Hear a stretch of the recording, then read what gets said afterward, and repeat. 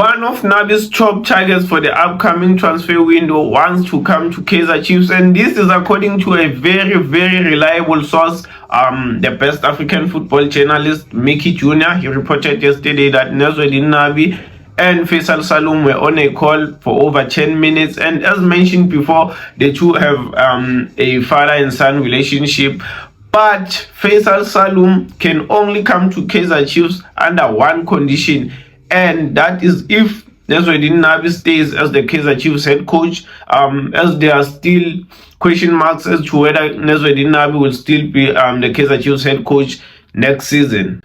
So if Nabi leaves, we are definitely going to miss out on Faisal Salum, who is considered one of the best midfielders on the continent. You know, I don't want to lie, it will break my heart if we miss out on Faisal Salum. I've never even seen the guy play, but I am very convinced by his numbers, and it's not by fluke that he is wanted everywhere. He's considered one of the best midfielders in the continent.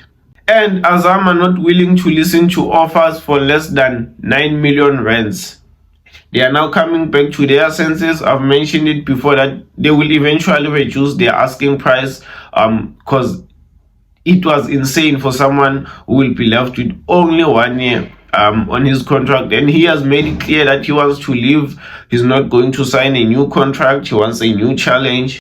But keep in mind that we may have to pay more than 9 million rands, because there are many teams interested in Faisal Salum, and Azam are obviously going to give their attention to the highest bidder.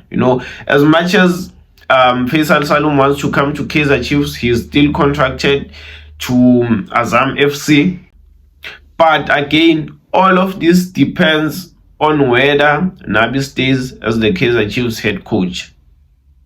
Let me know down the comment section what you make of all this situation, saga, news. Don't forget to like and subscribe. Thanks for watching. I'm out.